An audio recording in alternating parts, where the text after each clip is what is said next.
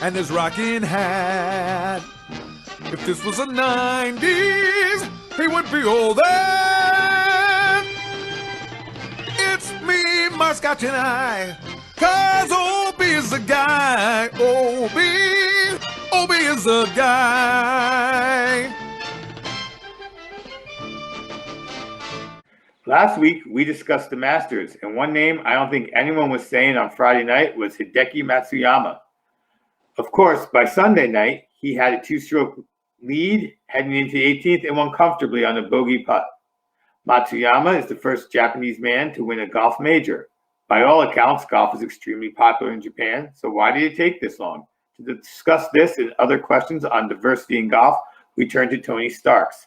Tony is an HBCU alum and a 14-year veteran in the golf industry. Tony, how are you? I'm good, Obi. How are you? I'm good. Thank you for joining us. Fantastic, man. Thanks for having me on. Oh, of course. Before we get into questions about you, let's talk a little bit about that tournament. What did you think of how that tournament wound up last week? I mean, the Masters is always a special tournament year after year. It never fails. There's always some spectacular fireworks in golf that kind of keeps you coming back when it actually kind of starts the season off, right? Always starts it off right. That Saturday round by Hideki was pretty special, where he jumped out and ended up having kind of a 5-shot lead going into Sunday. So that's kind of what stuck out to me, that Saturday round where he really put on a show, just a ball striking display, and and you going into that week, you never really thought that the guys are going to go low on the course, because Thursday was brutal, right? I mean, I don't think I've ever seen Augusta as firm or as fast as that.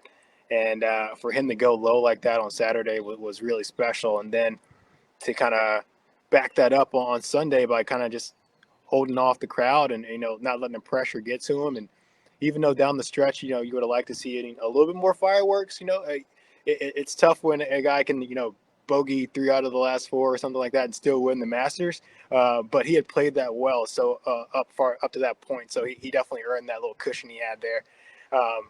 But yeah, I would have liked to see a little more fireworks coming down the stretch. But man, he put on a display, and what a great thing for golf to have Hideki as the champion, and particularly him being the first major. I think maybe the first men's major champion, maybe not even just the first Masters champion from Japan was definitely an amazing sight to see. Yes, Zalatoris did his best to create fireworks, and Schauffele had that double bogey that took him out. Maybe even been a triple bogey. 16. Yeah, one in the drink there. Yeah, but it was exciting in the way of you're watching his nerves going. Or his nerves shattering because he just kept, I have room, and then finally he hits the drive on 18, and you're like, okay, no pro golfer is going to go more than a bogey here, and he got the bogey and went with it. My understanding about you is you started your career at PGA Magazine, the longest continually published magazine in golf. What can you tell me about how you got your start there, as an editor, no less? Yeah, I came into PGA Magazine, I was really green, man. Like, a lot of people tell me I look young now, but I mean, back then I was a 22-year-old kid, looked like I was 12. And I worked in golf to that point. I'd caddied when I was in college. Came out of college, did an internship with the PGA Tour. Was actually on the senior tour at the Senior Players Championship out in Baltimore, working on marketing communications as an intern there. And then from there, I jumped into like golf retail because I was trying to find a spot in the industry. Right, all I knew was I graduated with a degree in English. I had written for my school newspaper. I wanted to be a golf writer. That's all I knew. And I just kept finding, one golf job, wherever I could. And then ultimately, I had applied for a position at the Middle Atlantic PGA section. And what happened from there was kind of a string effect, right? I didn't get that position, but, the guy who interviewed me saw something, and he passed my name along and made a referral to a gentleman named Ernie Ellison. And Ernie Ellison at the time was he was director of community outreach, I think, or something like that for the PGA of America. But essentially, he oversaw all their diversity and inclusion efforts.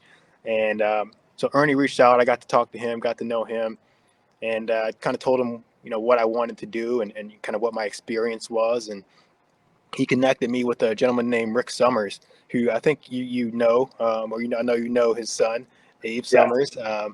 And he connected me with Rick, and it was really that referral that kind of got me in the door. So I got the call. I was like, Rick Summers on the other end, CEO of PGA Magazine. He's like, so I heard that you want to write about golf, and I was like, yeah. I mean, who is this? Like, I had no idea who this guy was. He just called me out of nowhere, and he's like, well, your name came across my desk, and here's who I am. I'd love to interview you for an internship.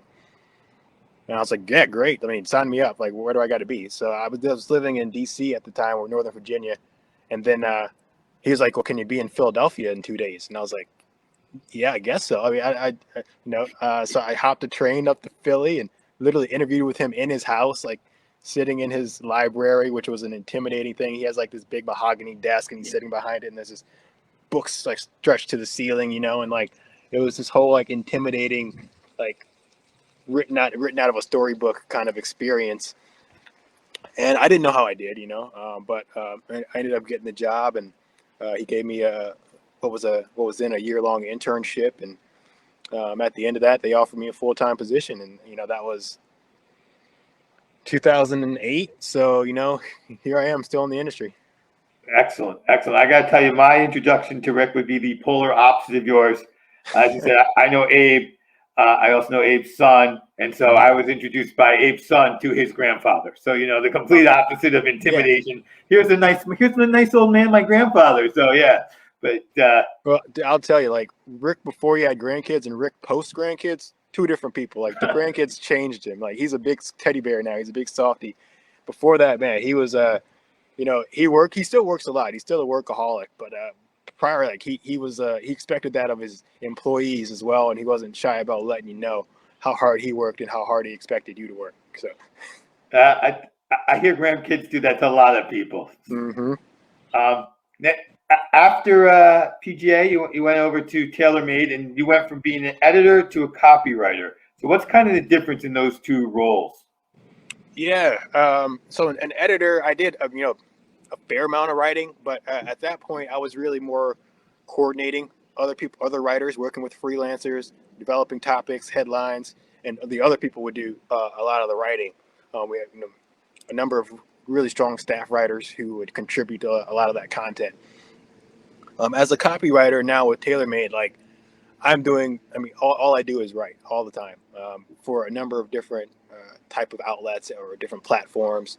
So I write a lot of our consumer-facing content that's on our website, all our product descriptions, things like that. Then we have a media portion of our website. So I do all of like the journalistic articles, all the deep dives on our equipment, technology, and stuff like that.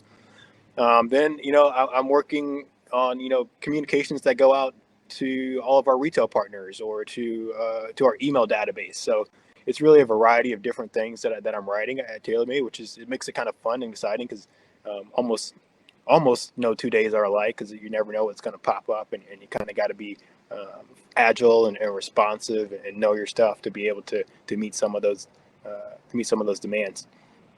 Awesome. Thank you. And now we have a nice sense or a bona fide of who you are and what you've been doing in golf. Yeah. But the other thing that's great about you is when you were over at PGA Magazine, you became the co-founder of their Inclusion Dinner series. Mm-hmm. What is that series all about? Yeah, it's got really a simple overview, and it is to help diversify the workforce within the golf industry. And very, very loosely, the whole premise of this dinner series was based on my personal experience.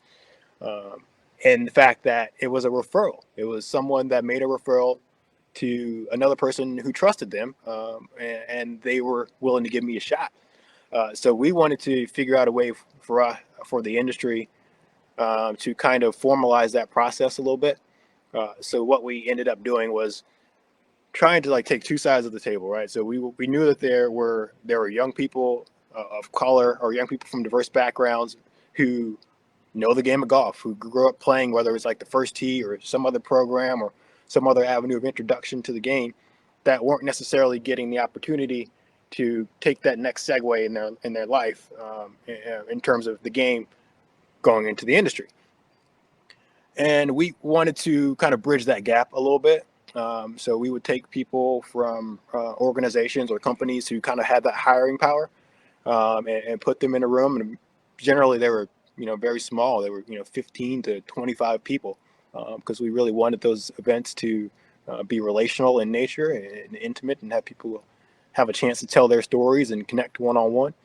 And we felt like, that was the best way for people to really, get to know each other and take down some of these barriers and stereotypes and things about, the industry that some people say. Like, one of the things that we heard a lot when we were trying to start this was like, oh, I'd really like to hire a more diverse staff, but, I don't know where to find people. I don't think I don't know where they are.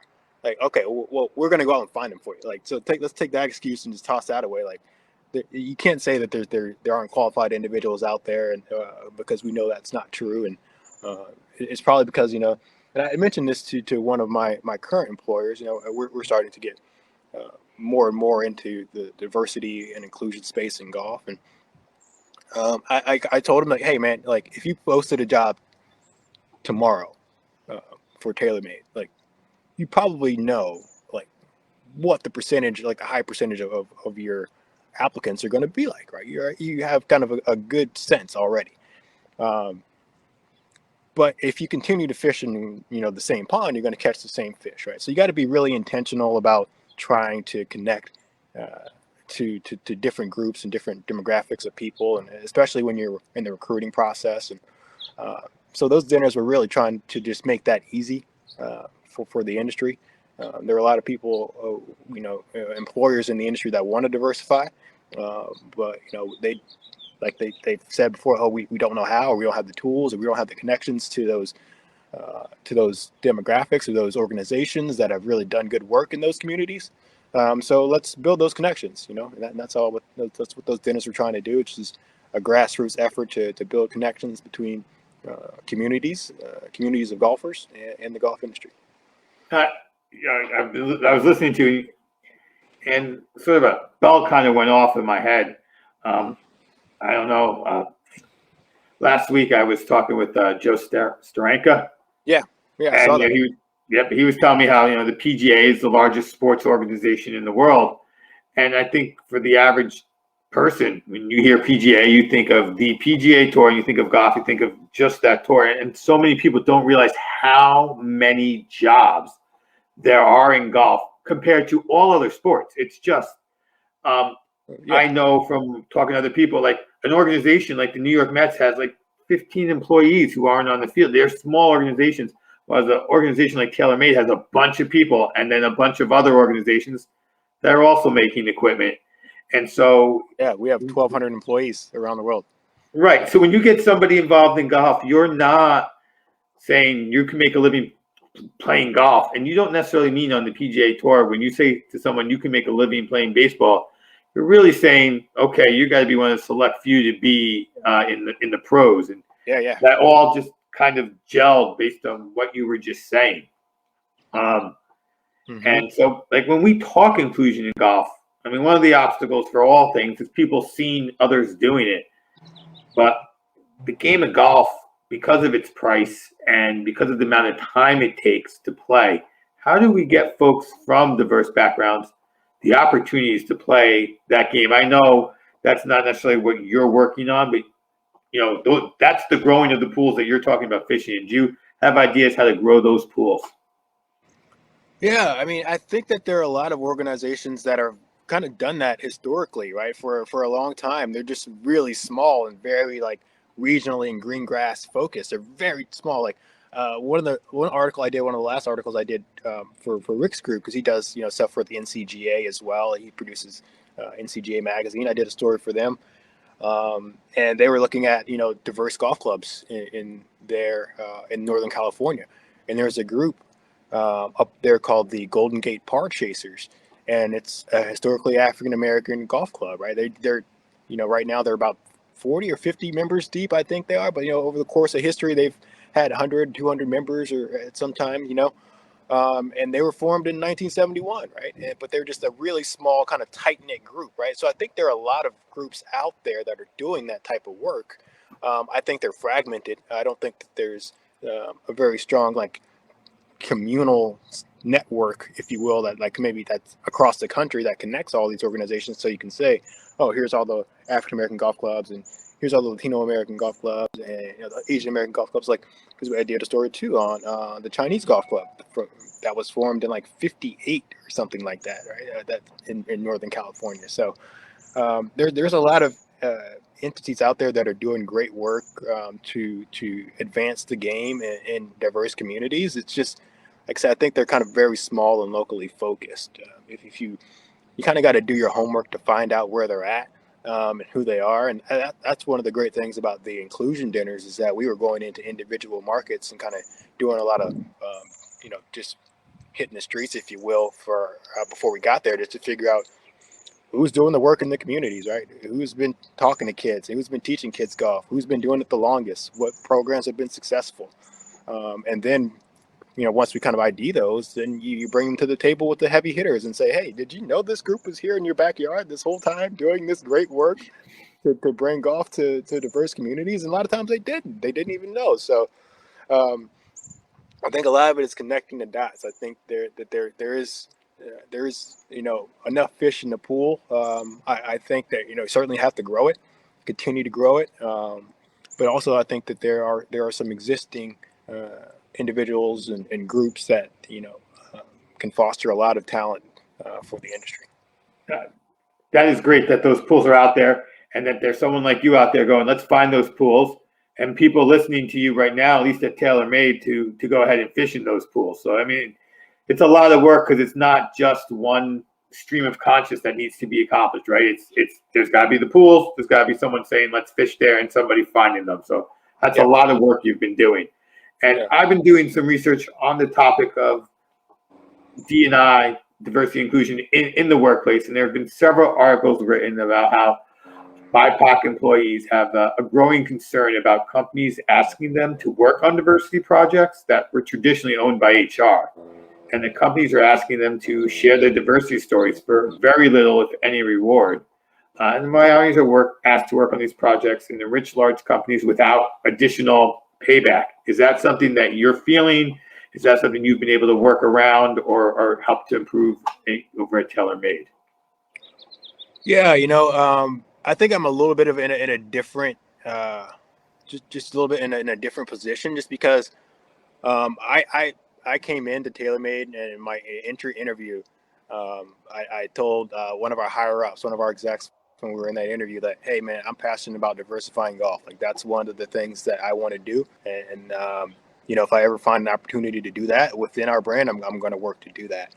And I remember having a conversation with him, kind of after what I like to call like kind of the great social awakening, after the death of George Floyd and all the protests, and everyone was hyper sensitive to the need for greater effort in terms of inclusion and social justice and outreach to diverse communities, particularly the Black community.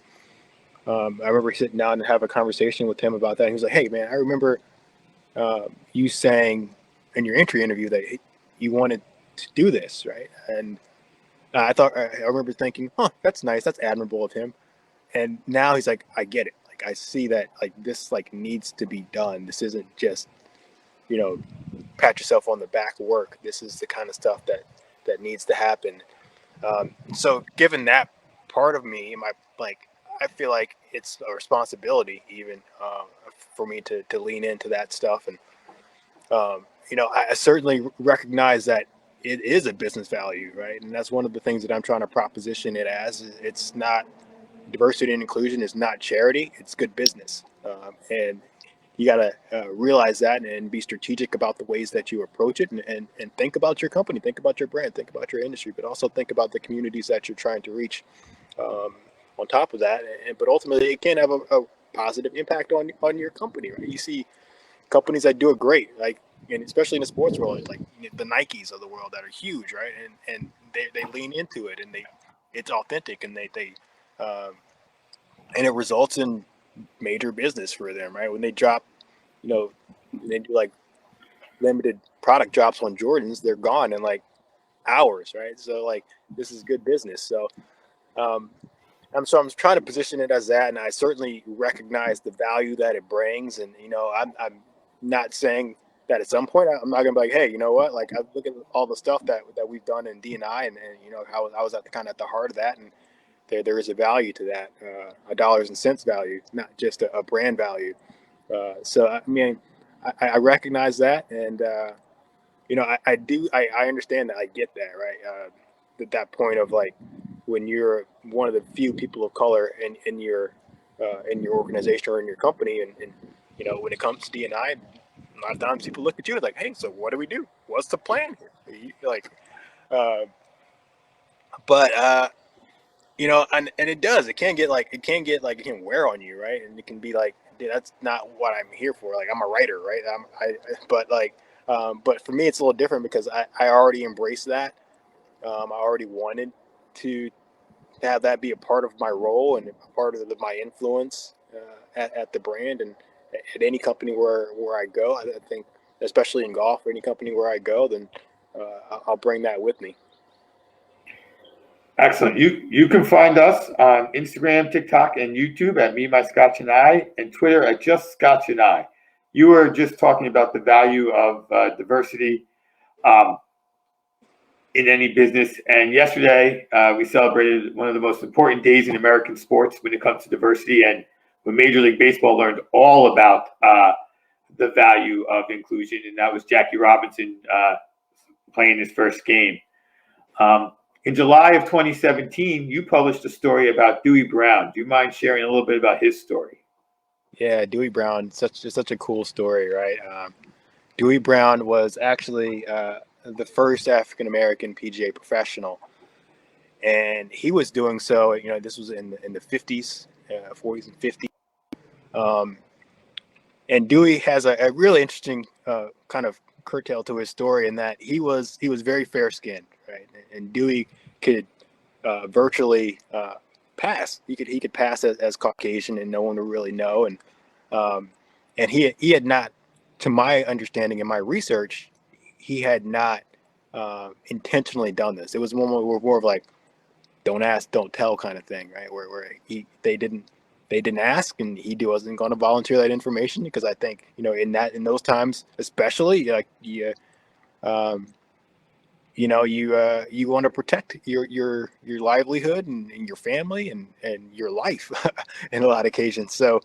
Um, so he was, you know, like I said, he was kind of doing his thing, and then at some point there was, um, as the story was told to me, or as a relayed, someone essentially uh, told the PGA of America about Dewey Brown being an African American, and from there, that, to my knowledge, is what sparked the creation of the Caucasian only clause within the PGA, which stood for a number of years. PGA was formed in 1916. And I think I may have misspoke earlier, because I think Dewey was well before the 50s. I think he was, you know, in the 30s, maybe even, and in 1930s, and they formed the Caucasian only clause in response to finding out that Dewey Brown was a member amongst their ranks, and they, you know, swiftly removed him. They swiftly kicked him out and um, stripped him of his PGA membership. Uh, but that didn't stop him. You know, from there he went on. He worked hard, and he even ended up, I believe, purchasing his own golf course.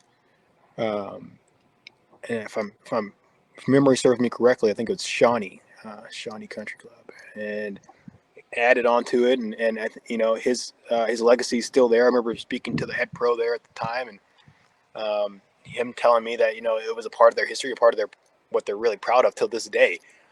Um, and then, you know, from Dewey, there were a number of others who deserved PGA membership, who were unable to achieve it due to this Caucasian only clause, which wasn't taken off the record books until 1961. You know, we're talking, you know, schools were desegregated in 54, and we're 7 years past that, and golf was still holding on. So golf has historically been slow to change, regardless of what the subject is, and I think that, you know, this is one of the slowest changes in golf, is bringing in people from different demographics and different backgrounds, particularly from the Black community. But yeah, Dewey's story inspires me, man. His grandson is actually out here in California. His great grandson, Malachi Knowles, who was one of my great sources for that story, and him and I still talk pretty regularly and stay in touch. So who knows? Maybe there'll be a bigger Dewey Brown story somewhere down the line. Excellent. So my child is named after Samuel L. Jackson. Okay. And he's kind Former of Morehouse grad, another Morehouse grad. Yes. He's embraced it to the point where his wallet actually says "bad mother." Well, we'll just leave it at that. Who did you name your oldest son after, and why? Yeah. So my oldest son, his full name is Tatsev. We call him Sevi, and he's named after the late great Sevi Ballesteros. And there were a couple of reasons. I mean, one, he's got a killer short game, right? I mean, and a golf swing that you can just only hope and pray that my kid has a thimble full of that magic, right? But he has a great story. Like Sevi worked his way into the industry or to the game. Like he grew up, pretty humble beginnings. His family they came from a farming background.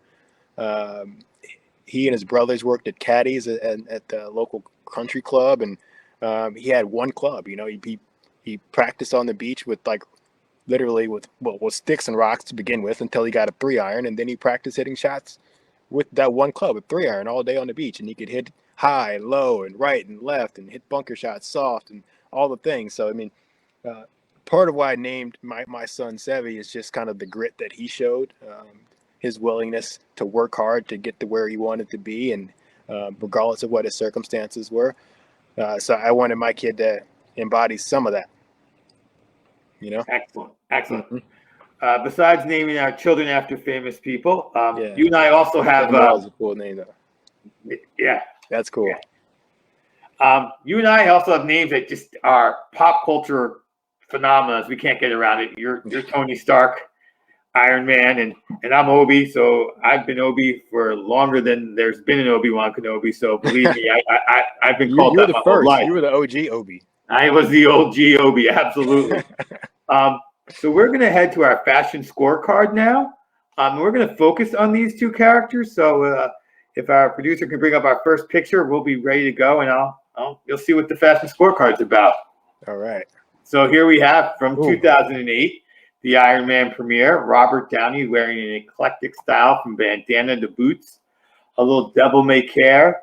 He has an oversized corduroy jacket, embroidered knickers, and the matching green socks and bandana. What do you see when you see this look on him?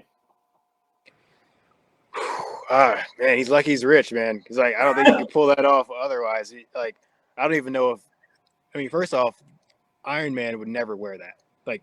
Iron Man has way too much class and swag. I mean, this is different. Don't get me wrong. This is swag on another level. But that's taking it somewhere. And he is rich. I mean, he was born and bred that way. Yeah. So let's take a look at the next picture, which isn't as extreme, I promise you, because this picture from 2010. Oh yeah. And anyone who knows me knows I love a skinny brim pork pie hat, even if I'm wearing a wide brim one today. His style here is a little toned down, but there are flashes with the flower pendant representing World War I remembrance. He's got a monochrome pattern in his vest and jacket. I enjoy the slightly different shades of green around the neck. What do you like and dislike about this look? There's nothing I dislike about this one. This is right here is just pure classy. I dig it. The lapel is great. The vest is great. The hat is a perfect amount of pop to it. The color, that navy color, is rich and it's got a little bit of shimmer. I dig it. I could see myself rocking this one. This is definitely Iron Man style right here. Yes, it is. Yes, it is. Now in this 2018 picture of Robert Downey Jr. Coming up, he's going to appear in a light shade blue pinstripe suit I love these pink sneakers he's got on. And it's funny, as you said, definitely wasn't Iron Man before, kind of Iron Man in the next picture. And this picture is I know it's not from the movies, but it looks like he just stepped off set. Do you even think we can differentiate the two of them at this point?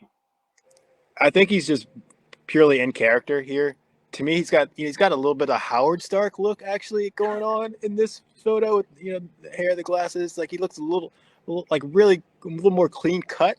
So he's definitely got his like his dad style going, but like with a sense of a modern contemporary pop with the pink sneakers and the color matching the tie. The sneakers are dope. Like I wish I could get a pair of those. I would rock those for sure. Absolutely, yeah, his sneakers are great, and it is it's a complicated look. The sneakers with the suit. I always feel like if you're gonna wear the sneakers, you got to wear the tie. Like it doesn't make sense, but it legitimizes the sneakers, and he's doing a great job here coordinating even that tie with the sneakers. Yeah, it's got to be the right match too. It's got to be right match when you go sneaker suit look. I haven't been able to pull it off yet, but like, yeah, no, it's he does here. So we're gonna change in our next picture from Robert Downey Jr. to Ewan McGregor here in 2001 in this Parisian streetwear with the tight leather jacket and a pink shirt. He's definitely going to the club. Where would you go in this outfit? I think that's the only place you can go in that outfit, man. There better be like, it's like the rave status, just lights flashing, EDM playing loud, like, and you're drinking about, I don't know, 3, 4, maybe 5 cranberry and vodkas on this one. Like you get, like you're going hard when if you're going to the club dressed like this. That is for sure. You mean a certain type of business. Yeah. So let's go to the next picture because this is a different type of business in our next picture. This is a 2010 picture of him. Obviously, it's a posed shot, but it's a classic suit with the beautiful finely folded pocket square. The watch he has is a nice touch to add to his sophistication. What's your favorite part of this look? To me, I mean, I think the suitcase. All right. There's nothing wrong with that. It's the nice little collar pop. Like, to me, it's very monotone. It's very classic. Maybe I'm more of a, if I'm going to wear a suit, I'd rather have a little bit of collar pop to it, maybe some plaid. Kind of that last Robert Downey shot that we showed was, I like to, if I'm going to wear a suit, I want to have a little bit of different appeal to it. To me, it's a great look, super classic. If I was going to fly a plane, I might wear that. Okay, so I hear you. I think this last picture of Ewan McGregor is not going to be your style either. He's dressing a lot more comfortable than in that business suit, but this probably is an outfit of his choice. But again, it's all monochrome outfit. He uses different textures, mixing his fabrics to stay sophisticated yet simple. How do you like this brushed cotton jacket with the t-shirt and jeans? I actually like this. Like this, I like this a lot. It's not a traditional color, more like that last one. Turquoise is definitely it's something that gets your attention a little bit as a color choice. I like this. Looks comfy. Looks like he's having a good time. The beard brings it all together. It's a great look. Awesome. Well done on the fashion scorecard. You can find us on SpanglishWorld.com for all your news and programming. Spanglish Sports World. Watch it, hear it, read it, download it, live it. So before we get on to our tasting, all right, I did see that you won the 2018 Folio Magazine Rising Star Award. That's a pretty impressive honor. What is that like? That was definitely humbling, to be recognized for your work at any level is always a really, really amazing and fun thing to have happen to you. It was also coincided with my first trip ever to New York, so it was super memorable. I'd never been to New York City before that, so that was exciting for me to have the opportunity to do that. And it was interesting. Leading up to that is actually a kind of a crazy story, if you will. My dog at the time, my dog's a sweet dog, super sweet. It would, and I was going to the vet with him, and he had to go to the vet, and he was a bigger dog, but older, but he was super sweet, and they wanted to take his temperature. How they do that at the vet. So they're like, "Oh, can you hold him while we do that?" I was like, yeah, sure. It's no problem. This was, I don't know, a few days before I was supposed to go on the trip to accept my award. And so they, go in to take his temperature, and he flips and just grabs me, bites my nose right there.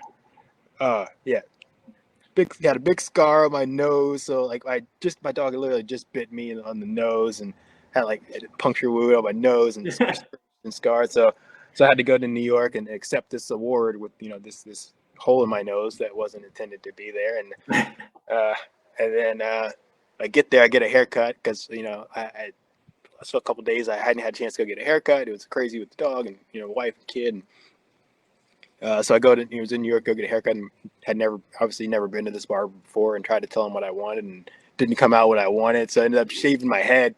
So I had a shaved head and a hole in my nose, and here I am accepting one of the biggest awards of my life. But it was still, it all went off without a hitch otherwise, and it was certainly a humbling experience.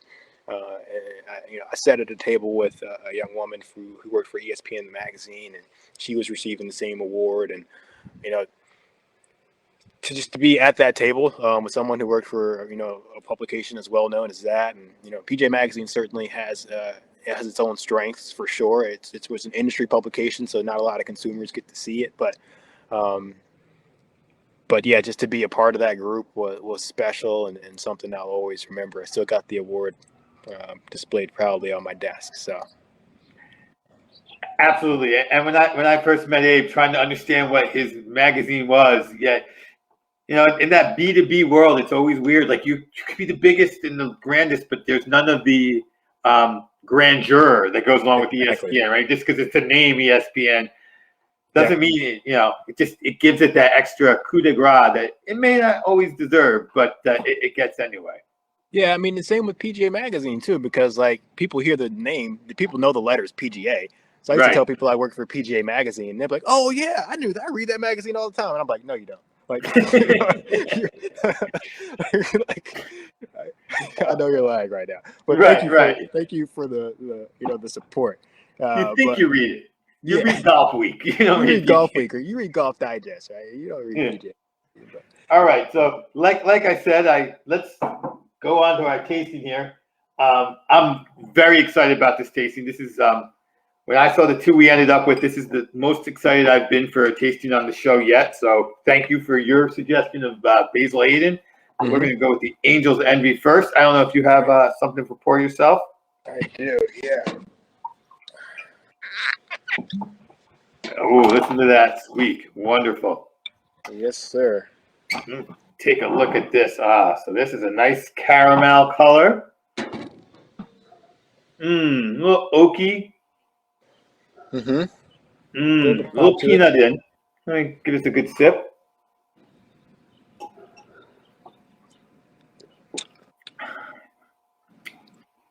Oh, yeah. Yes. That's good. Yeah. Again, he's still that wood oaky flavors through it the whole time. A little sweet raisin, maybe.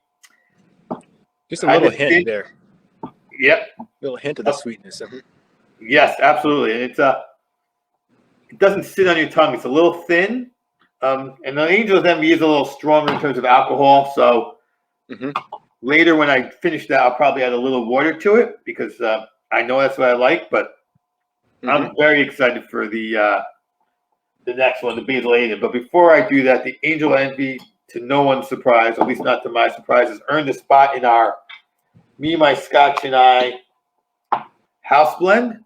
So I add a little bit to this bottle, and someday, this show will be done face to face with people because there won't be a pandemic, and you'll get to try that one there. We get to try that one with them. Absolutely. So let's go grab for that. Yeah. I am very much. I've had a sip or two to keep it under control, so the bottle doesn't overflow. But yes, Obi. So I'm sorry. When we talked last, I had my bottle of Basil Hayden. I have since then cashed it. That is okay.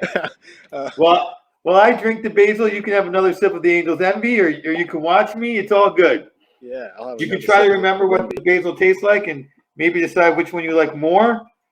Oh, this one's much lighter color-wise. Yeah, very smooth. And it's okay you finish a bottle. That's what the bottles are for. It's like almost a polished brass. I'm going to go back with the Angel on this one. No, for sure. A little pepper? Peaches, maybe? You know your stuff. Well, I wouldn't do a show like this if I didn't. Too much practice, to be honest. A little vanilla-y, caramel. That's what I get out of the little vanilla pop. It's like it's just sweet enough, and it has a little bit of that. It stays with you, it lingers with you a little bit more. Yep. I feel like that sweetness does with the basil. Yes, yeah, they have about the same feel and finish, but the basil's a little sweeter and a little lighter. Mm-hmm. But they're both really good. I'm glad I got to try these two bourbons, and I thank you for that opportunity to put these both in front of me. Side Thank by you for side. putting me on the Angels. Yeah, that was a great suggestion. That'll be in my rotation here for a long while. Good. Excellent. I did bring one that I did want to share with you too, though. Oh, great. So let me grab this one here.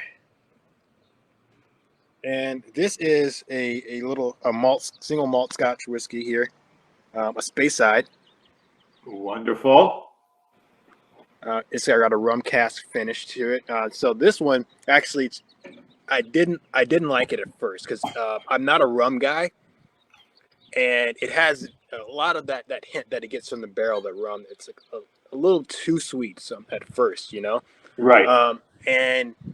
But it's now since grown on me to where it's become one of my favorites. I feel like it's very drinkable.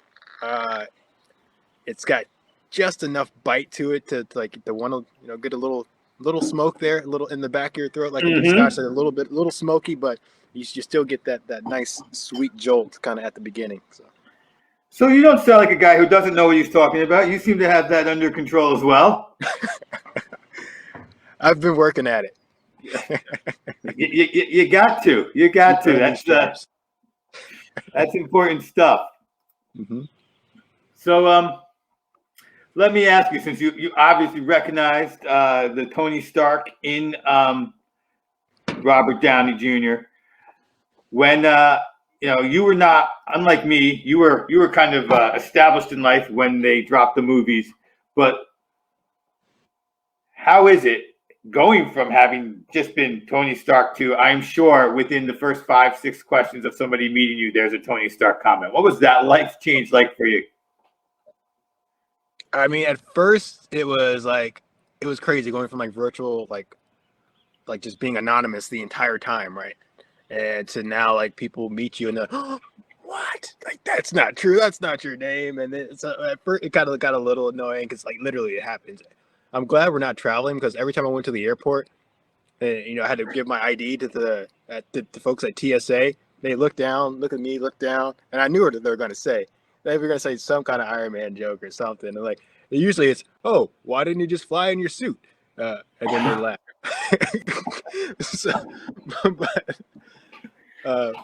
But I've gotten a little bit used to it, and I have some fun with it. I even have a putter now that's got Iron Man stamped on the back of it.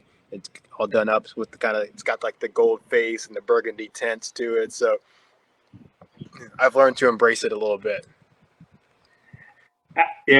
Excellent. Good for you. I mean, I had it start from as early as I could with the Obi-Wan Kenobis, and for a time, I was like, oh, I can't do this. I can't. What? My parents are horrible. How could they name me Obi? Like, they knew Obi-Wan Kenobi was coming down the pike. But yeah, I get that. And then people will go Obi, like Obi-Wan Kenobi. Mm-hmm. And so I decided to embrace it. And then I give people the test. And after they say that, I say Obi-Wan Kenobi.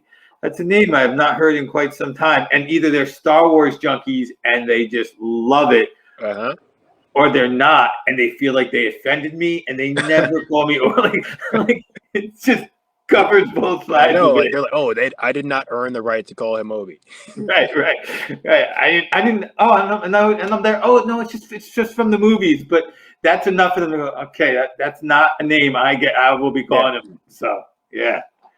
Yeah, I'm the same way. I've gone all in. I had my wife dressed as Pepper Potts one year for Halloween, so I'm right there. Like if I was going to go in, I had to go all in. That's right. You just got to embrace it. You just have to be like, this is who I am, and this is what it's going to be. So we don't have a guest yet for next week, but I do want to remind everyone watching that we are still searching for a bottle of Ron Burgundy's Great Odin's Raven Special Reserve Scotch. Hope to get that bottle and have our interview with Will Ferrell. So just keep that in mind for everyone who's watching. Anything else you have on your agenda you want to let people know about in our last 2 minutes? Well, I'm just to kind of circle back to kind of the beginning of our conversation and talking about expanding the reach of the game of golf. I'm just there are a lot of tough times in the last year for sure, and but I see a little bit of a silver lining to this, especially in the golf industry, where there's a lot more real attention being paid to the diversity efforts. For a long time, there was a lot of talks, and a lot of conversations, and a lot of committees about diversity, but not a lot of action or effort being put in place. So there's a lot of that going on now, and I just want to say, I'm encouraged by the pace that the industry is moving at when it comes to taking on diversity and inclusion, and I'm just humbled to play a part in that in any way. So just let the folks know that the good work is being done with golf, and I think that we're on the precipice of some real change. Tony, thank you for all the work you're doing. It means a lot to a lot of people, including myself.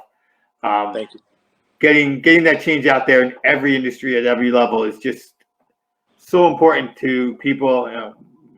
My kids, my wife, those folks who see themselves out there represented are just always happier, always more likely to do that next thing and try to be the next. It's easier to be the next than the first. So thank you for all you do. Thank you for joining us today. I'm Obi Spencer. This has been Me, My Scotch, and I. We'll see you all next week. Thanks a lot. Cheers, Obi. Cheers, Tony.